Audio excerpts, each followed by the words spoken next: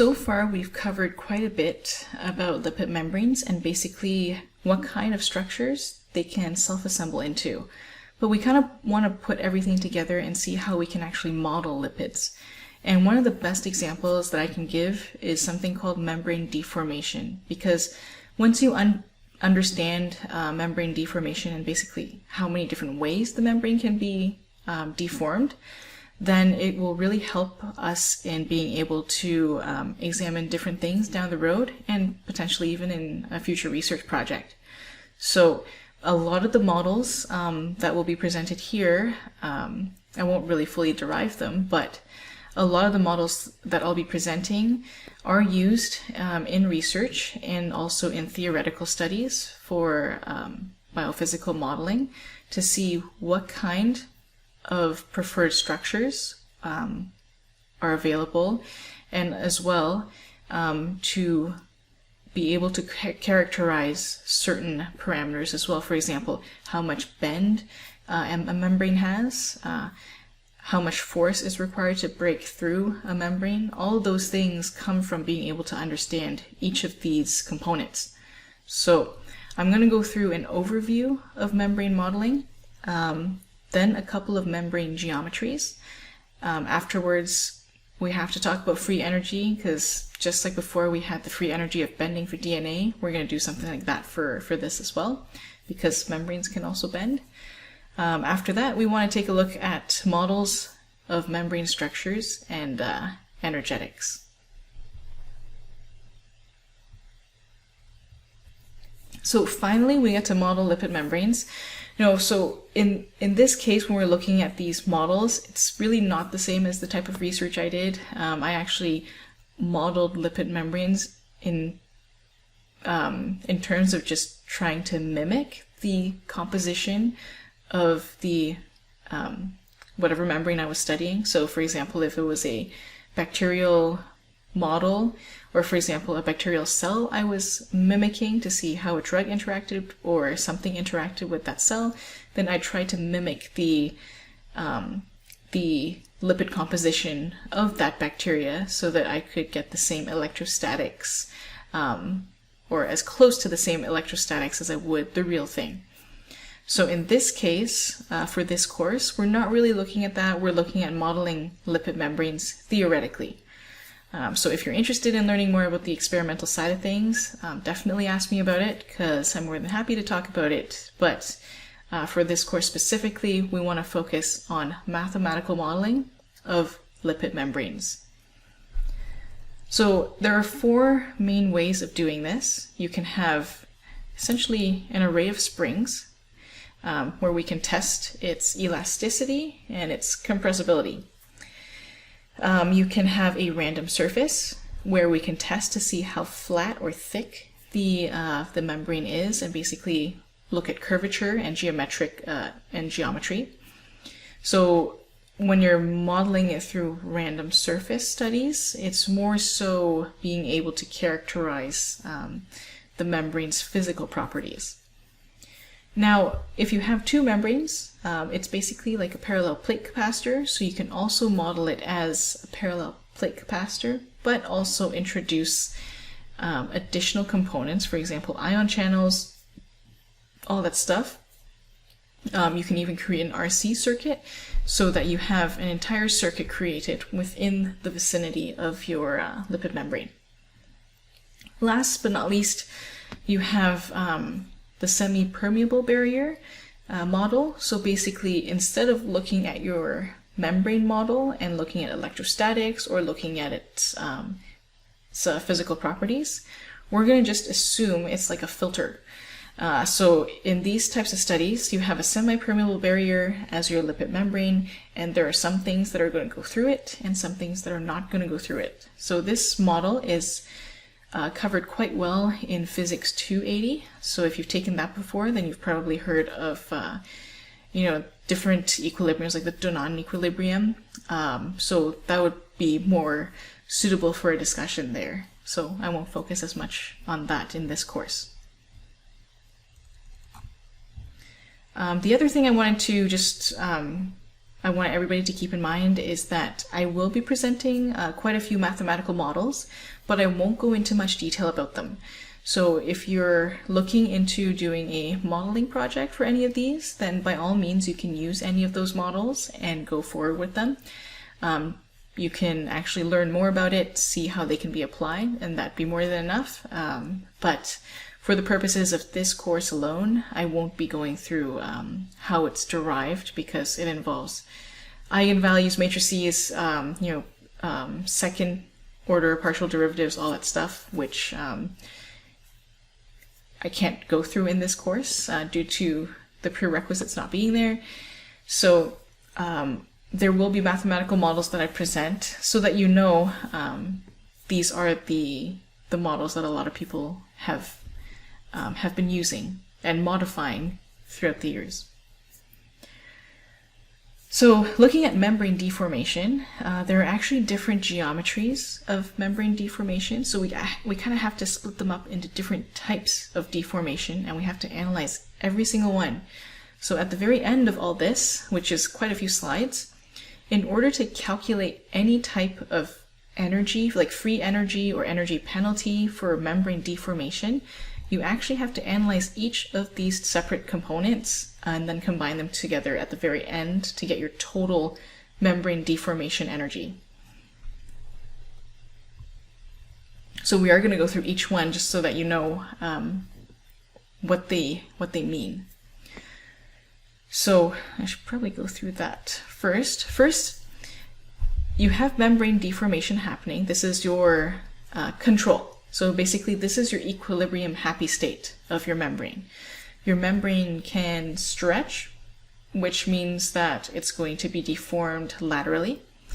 It can bend, so it introduces some sort of wave, and that wave can be in one dimension or it can be in two dimensions. So that means we have to introduce a coordinate system to see how much bending is occurring. So in those cases, you can actually just start off with like a flat plane and see how high the membrane is at certain points to see or to plot the curvature through one axis. Then you have your membrane here. It can be squished vertically, so that would be a change in thickness. You also have a shear, so basically that's if the membranes kind of go this way. So we'll talk about that in a bit because that one's not as important until we go into membrane elasticity. So to consider bending deformations, we have to treat the surfaces. So we're just looking at bending now. To consider bending deformations, we have to lay down an XY grid. So basically here's an XY grid on a reference plane. So we have a coordinate system here, XY, and our Z is our height, H.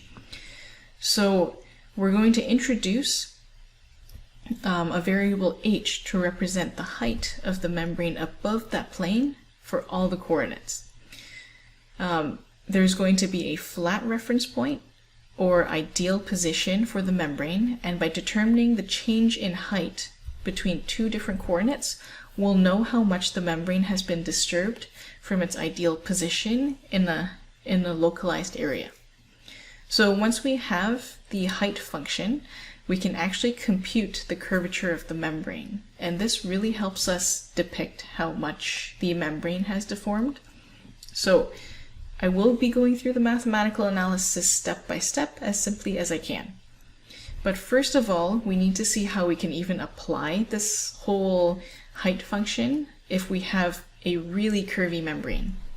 So I have an example here of a mitochondrial membrane. So it has a whole bunch of pieces to it, or a bunch of curvatures to it. It's got an exterior and interior membranes. And essentially what we're doing is we're creating curvature patches or coordinate patches on the membrane surface. So it's like doing an integral. Just add as many of these coordinate systems as possible throughout the whole surface, sum up your total to get the overall curvature. So essentially this method works for any surface, including the complex ones, but if you're lucky, and in most cases we are, because when we're doing mathematical models or when we're trying to model a system, we always try and simplify as much as possible.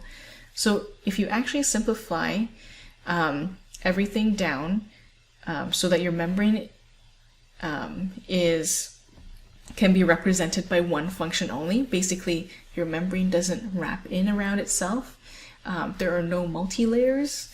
If your membrane is simply just like a curvy sheet of paper, then we'll be able to just use one coordinate patch that covers the whole thing, kind of like this. But if not, and you have something as complex as this, then you're going to have to break it up into different sections. So then, how do we calculate the curvature? So we've broken it down into a few steps here. Essentially, we have our height function, and this is what we see. We take a cross-section down one, for example here, we have a cross-section down the y-plane, and then along this plane, we're going to calculate the height and plot it on this graph. So there's going to be some sort of curvature here. Maybe we're interested in the curvature at exactly this point. It means I'm going to have to draw a circle, very similar to when we were looking at bending energies.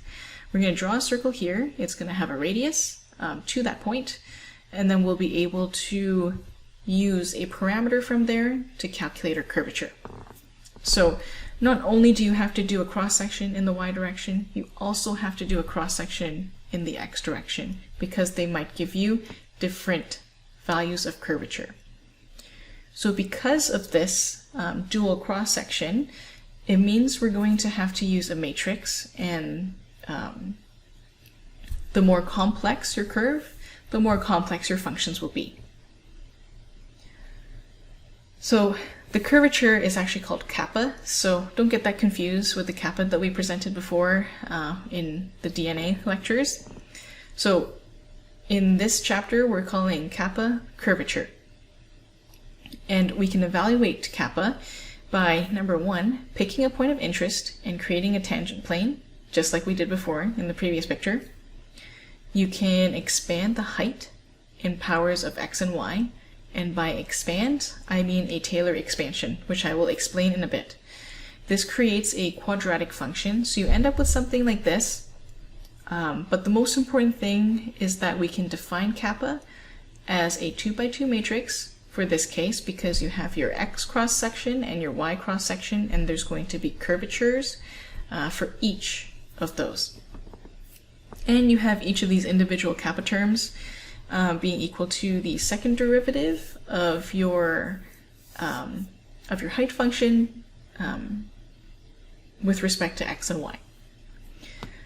So then when you solve for the eigenvalues of the matrix, those are going to be your two principal curvatures for your membrane.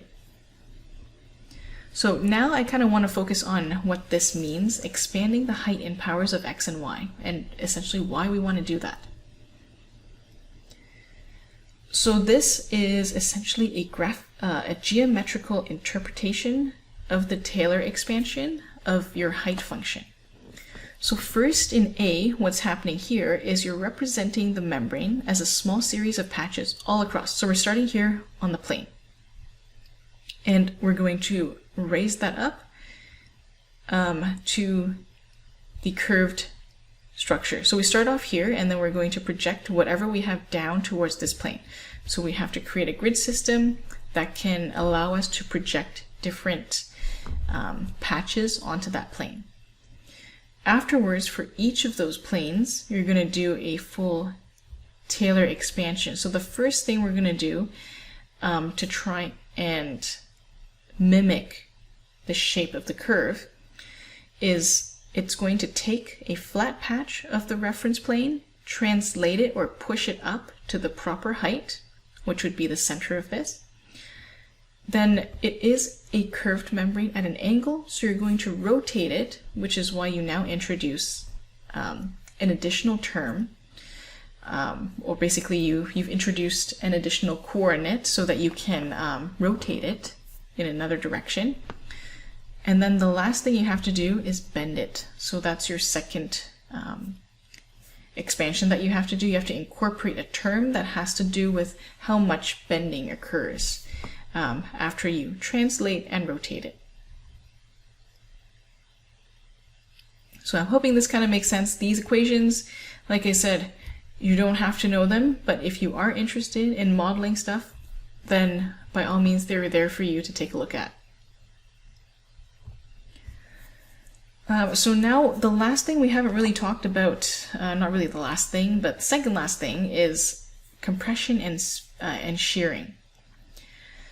So to determine compression, remember we had the height function. If it's compression, I'm just squishing something this way. So instead of height function, I have a thickness function. So very similar. You have to do a Taylor expansion as well, but it's just going to be one less degree because you're only looking at a unidirectional movement. Now we move on to shearing, which is essentially when the top layer and the bottom layer kind of get off-centered, or when one of the layers actually gets shifted somehow. So to determine shearing, we can only describe it by the angle that it's been sheared, but because lipid bilayers are fluid, they actually can't support any shear deformity because it'll just be like a translational movement of your lipids to one side. So your cell membranes are usually attached to an elastic network. So we're trying to come up with a way so that we can actually test shearing or be able to model shearing, and that's if we assume all of the lipids are connected together through some sort of mesh that ties it all together and keeps it as one piece. If we assume that, then that means it's going to offer the entire membrane some rigidity, and so shear is then possible with a rigid component.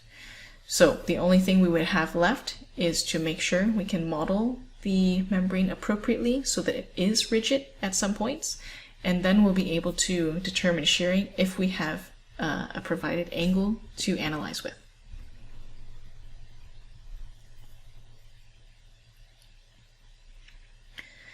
Okay, so we talked about being able to form a mesh network of essentially springs so that we can make the lipid membrane somewhat rigid or somewhat connected. So we can form an elastic network of lipids by having elastic springs, or basically springs connecting the lipid membrane together laterally. That means I can test for compression or stretching, and I can also test for shearing. And I can also, because there's two layers, just like we did with DNA, I can test for bending as well. So we're going to take a closer look at how we can mimic the lipid membrane like this. So if we're taking a look at springs, it means that we should probably have a spring constant, maybe a stretch or a bending modulus.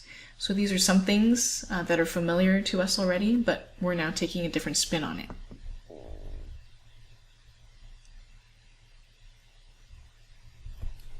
So first of all,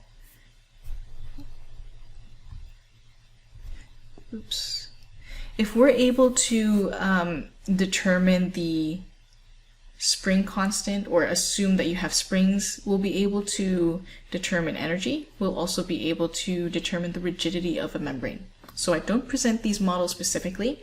It's something you can find yourself online. But right now I want to move on to what we can do if we know that we've created an elastic network. If we've created an elastic network of springs connecting all of the polar heads of the lipid membrane together, then what this means is that we'll be able to calculate energy. So the free energy from stretching, compressing, bending, all of that stuff.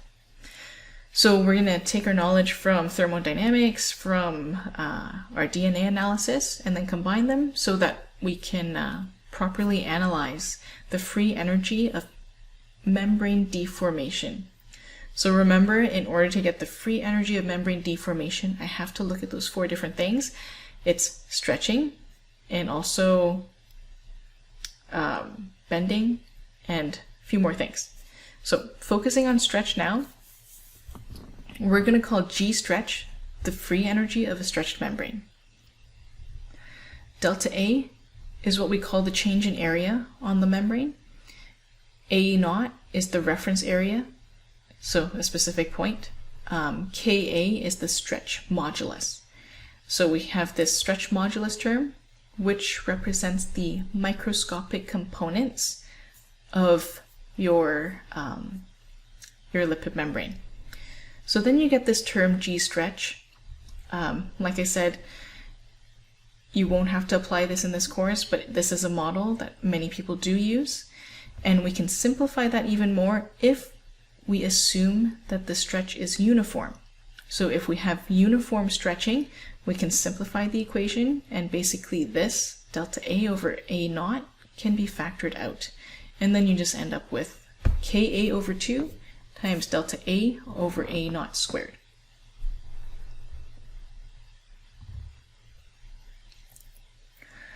Membrane deformation isn't just stretching and compression. We can also take a look at the bending of springs like we did DNA. So this is its equilibrium position. This is non-equilibrium when there's bending occurring. So here it's stretched, here it's compressed. And similar for the bottom, you have it compressed and then stretched springs.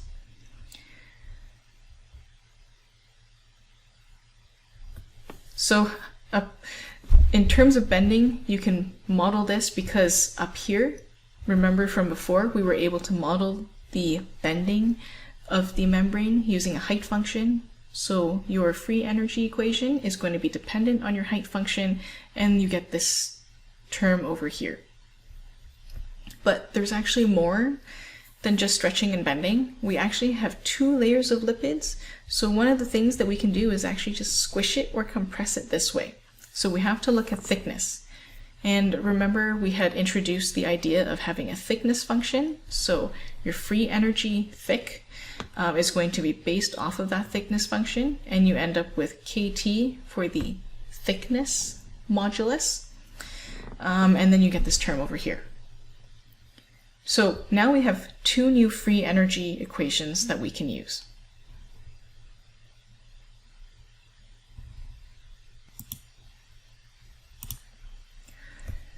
So when can we actually use this? I'm going to give a really general example of this through the use of micropipette tips.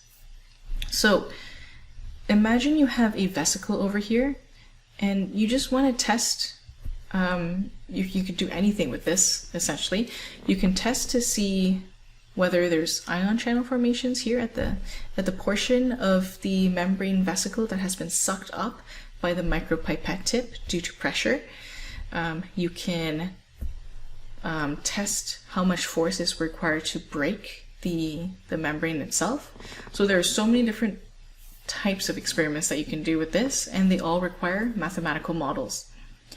So the next few the next few pages or slides that I'll go through have to do with this example here. In order to use all of this, we're going to try measuring membrane stiffness through pipette aspiration. So that means you have a micropipette tip, which is super tiny, and you have a preformed vesicle, and you're going to bring the pipette to the vesicle and just touch it, and then it's going to suck up your lipid bilayer vesicle with a little bit of suction. Your suction pressure is going to pull a portion of the membrane into the tip, and usually you can do a lot of things with that. So there's also different things called like patch clamp AFM, very similar methods using the same sorts of parameters.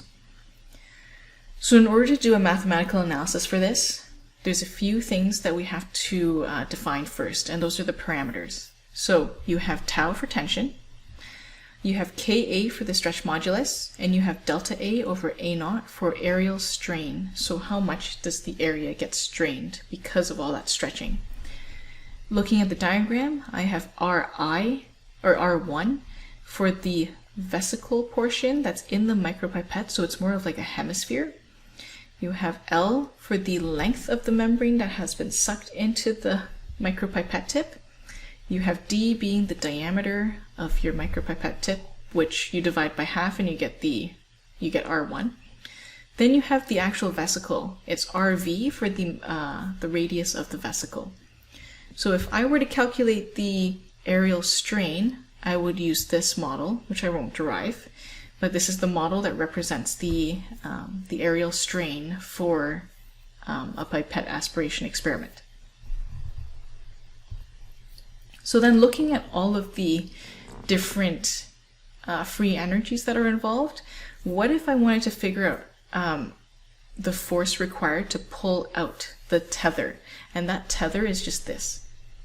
So how much force is required for me to suck this piece of the membrane up?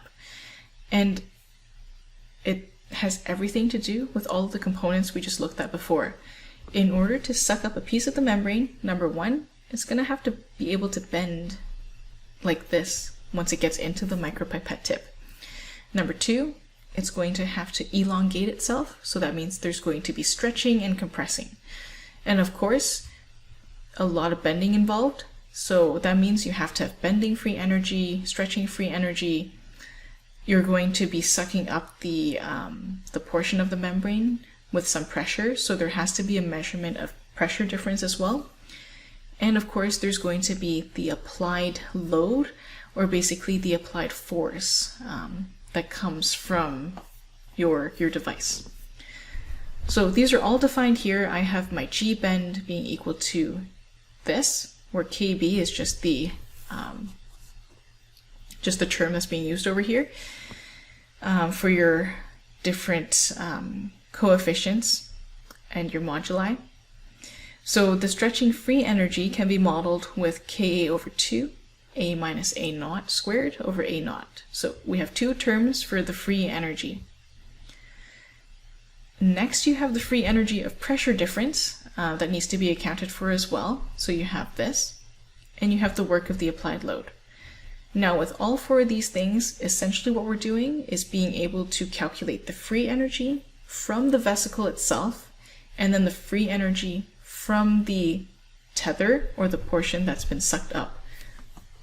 Then you can calculate the total free energy, and that is the energy required to make that particular shape. And it's a team effort from both of those pieces, the vesicle and the tether.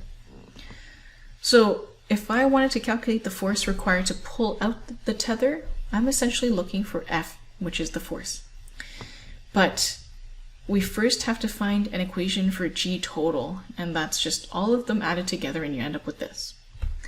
So these are additional components. So this was your G bend, and this was your, remember which one it was? So you have G bend being this, and then you have G stretch being the next one. And then you have G pressure, and then you have your FL. But note that this and this one, they're both negative. And that's because we want to figure out the force required to pull out the tether. We have the lipid membrane vesicle as our key focus over here, and we're trying to pull out the tether, which means it's going to be a negative energy because we're providing force to pull it out. So therefore, we have the pressure difference being supplied by us, and we have the load energy being supplied by us as well. So in order to solve for F at equilibrium, it's going to be tough. There's a lot of mathematical analysis and derivations involved, but luckily I don't have to show that. So to find F at equilibrium, we have to minimize G total. So you basically optimize this equation. You're going to have to create 3 separate partial derivative equations, set them equal to 0, and then find the best value of F that will be a solution to those partial equations. So you end up with F equals to 2 pi square root of 2 kb tau. And the most important thing from this is that we're now able to relate the force applied by the load to the tension and the bending modulus of the membrane. So that's just an example of how we can use the knowledge that we've learned from different studies and different types of models, and we can actually apply them to different macromolecules just by changing some of the parameters around so that it suits the scenario that we're looking at.